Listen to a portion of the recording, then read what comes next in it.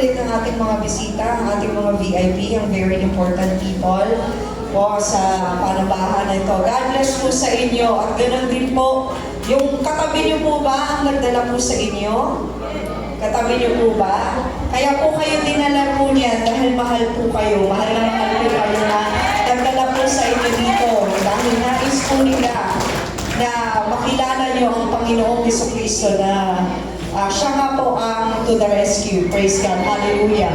Ang ating pong magtuturo po, makakinig po tayo ng salita ng Panginoon, and I will, let's give a lot of time mga kapatid para sa nakikinig mga kapatid. So, sa secular work na mga kapatid, kagaya din po siguro siya mga kapatid ng ating pastor dahil siya po ay graduate ng AP Political Science major in law. Ganun din sa nag-bachelor's of law siya mga kapatid with a master's degree. But higit sa lahat mga kapatid, siya po ay nag-aral po sa Bible School because there's something greater than the secular world mga kapatid. At siya po ay nag-graduate 2023 to 2024. And I'll leave him mga kapatid na para introduce niya pa ang sarili niya mga kapatid. At bibigay ko na po pagkakataon kay ating pastor. Hindi ko alam kung ano yung apel. Ano ba to? Robert Lyndon Galang. RL lang po talaga. Sige, let's all stand mga kapatid at bigyan po natin gala at magdadala po ng salita ng Panginoon. Pastor, sa inyo po yung pagkakataon. Praise God. Amen. Minsan pa natin bigyan ng magandang papuri ang ating Panginoon. Hallelujah. Yung papuri na nakaranas ng kaligtasan ng ating Panginoon. Hallelujah. Yung papuri na nakaranas ng kaligtasan ng ating Panginoon. Hallelujah.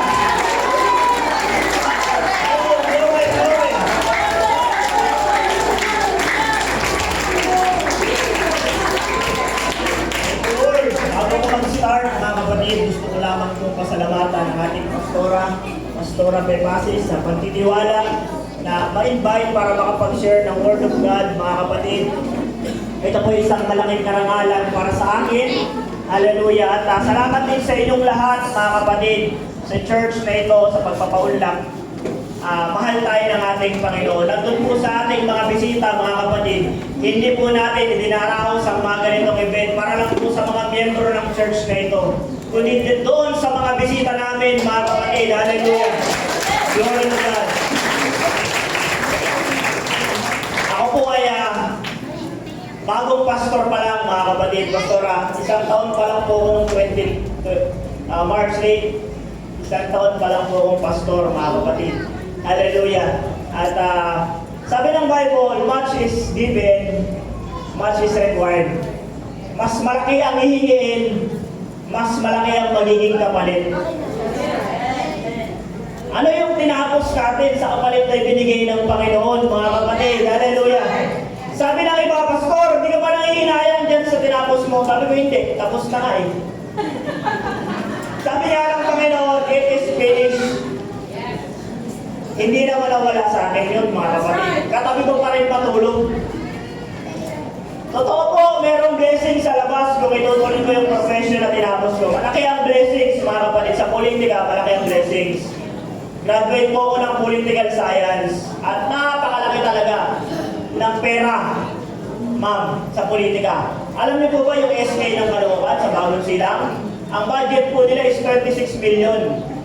Kumikita po sila ng 26, I think 30,000 a month SK. Pero mo yun, no? SK pa lang yun. Yun pa lang yung mga kabataan tamad sa bahay na hindi naghuhugas ng pinggan. Yan, shout out, no? Mga walang silbi sa bahay pero gusto maglingkod sa barangay. Yan. Yan pa lang yun. Ang ibig kong sabihin, meron talagang blessing sa labas. Malaki ang blessing sa labas.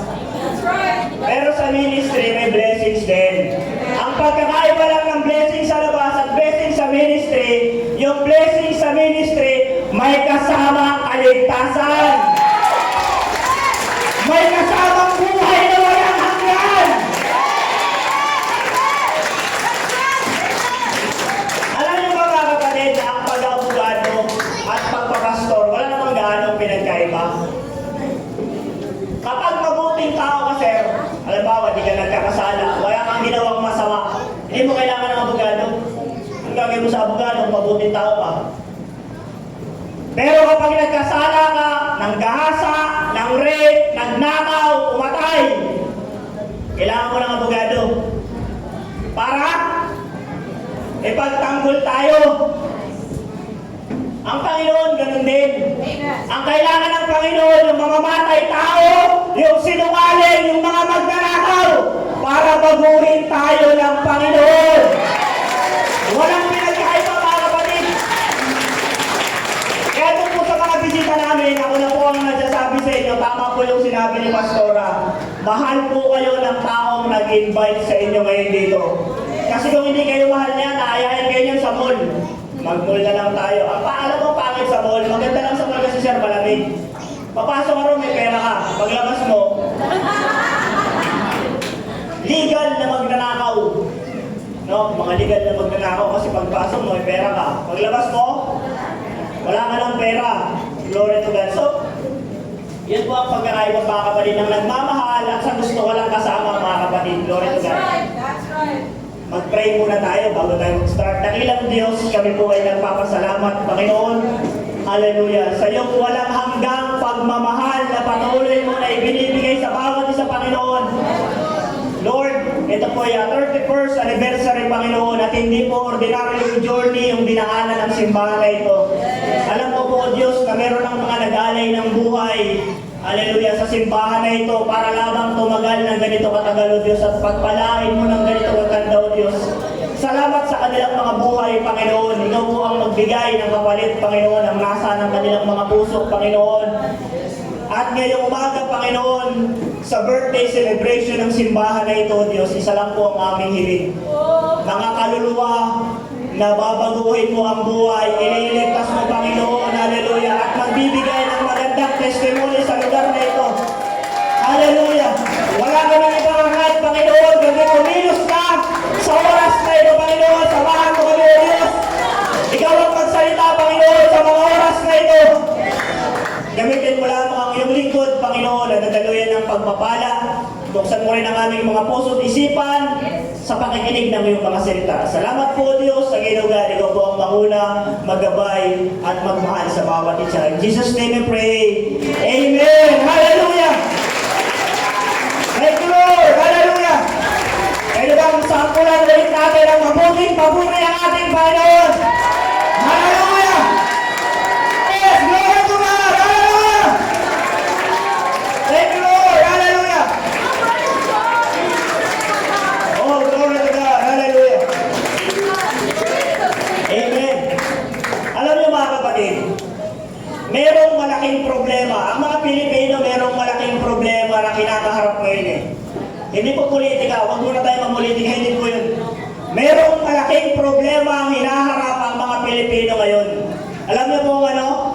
Ang mga Pilipino po, mga kapatid, baliktad mag-isip. Opo, pansinin niyo, kung kailan niya na-stroke, sa kaya nag-exercise. Hindi niya naman kaya. Ang mga tao, ganun din, kung kailan niya may sakit, sa kala niya nalapit sa Panginoon. Dapat habang malakas pa tayo, habang kaya pa natin itaas ang ating mga kamay, habang kaya pa natin ituwa ang ating mga bibig, habang kaya pa natin igalaw-galaw ang ating mga paa, lumapit na tayo sa Panginoon. Matuto na tayong sumamba sa Diyos, mga kapatid. Alam niyo mga kapatid, kung itong kamay na to, hindi niyo gagawa ng paraan para ibigay sa Panginoon. Panginoon ang gagawa ng paraan para ibigay mo ito sa Panginoon. Yung mga bibig na yan, kapag hindi mo ginawa ng paraan para ibigay sa Panginoon, Panginoon ang gagawa ng paraan para ibigay mo yan. Yung buong katawan na meron tayo, kung hindi mo gagawa ng paraan para ibigay sa Panginoon, Panginoon ang gagawa ng paraan. At pag Panginoon ang gumawa ng paraan, baka hindi po natin magustuhan. Pwede po bang pakitaas yung kamay na mga bisita namin dito? Yan po ay mga bisita yan. Yung mga first time yan. Ito po ay para sa inyo. Itong araw na to ay celebration para po sa inyo mga kapatid. Hallelujah. At para doon naman sa mga kapatid natin na matagal na rito, ito ay para sa atin din mga kapatid. Tayo ay magpapasalamat magpupuri, magsasamba mga kapatid. Wala tayong ibang hingin sa oras na ito, kundi kaluluwa mga kapatid. Hallelujah! Thank you Lord. Mamaya ko na kayo paupuin ha. Yung mga may edad, pwede na mamupo muna. Pero yung mga malalakas pa, tayo muna kayo ha. Maya-maya, papaupuin ko kayo mga kapatid. Glory to God. Hallelujah. Alam niyo ba mga kapatid, na napunta ako rito, may dala-dala akong bad news. Marami akong dalang bad news mga kapatid. Hallelujah. Alam niyo ba mga kapatid, glory to God, ang bad news na una-una kong dala, ang revival po, wala sa preacher, sir. Ang revival po, wala po sa magaling na preacher. Ang revival, nasa magaling na worshiper, mga kapatid. Hallelujah! Ang sabi ng Bible, isang kaluluwa lang ang maligtas, laksa-laksa ng erang ng diriwang sa langit. Lumataraan, mga kapatid, ilang kaluluwa ang ililigtas ng Panginoon. Dapat kayo pa lang, nagsiselebrate na tayo. Pinupuri na natin ang Panginoon. Kinigay na natin. Hallelujah! Dahil po sa mga bisita namin, wag po kayong magtaka kung bakit ganito kami mag-worship, no? Buhay po kasi ang Diyos dito. Ang Diyos po kasi nito, mga kapatid, hindi po nakapako. Buhay po ang Diyos na pinaglilingkuran dito.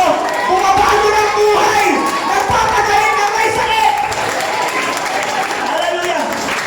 Ang buhay na Diyos, dapat makatanggap ng buhay na pagsamba. Buhay na papuri. Buhay na pasasalamat. Ganito 31st anniversary yung church na ito. Pastora, sa inyo to, no? Wala kayong inupahan. Sa inyo to. Sinabi ko na rin kayo sa kabila sa Tala 2. Yung church nyo, ang pinaka-pinagpalang church sa NCRD. Alam nyo kung bakit? Yung ganito kalaking church, sa labas, mangupahan ka, 100,000. Sobra pa, wala pang kuryente, tubig at maintenance. Hallelujah. Pero kayo, malaya yung nagagamit yung church nyo. 31st anniversary. Walang nangingilan kung pagandahin nyo yung church nyo. Hindi kayo nakukupera kung papaalisin kayo. Pinagpala kayo ng Panginoon. Doon pala karapat-dapat ng purihin ng ating Panginoon. Doon pala karapat-dapat ng sambahin ng Panginoon. Hallelujah.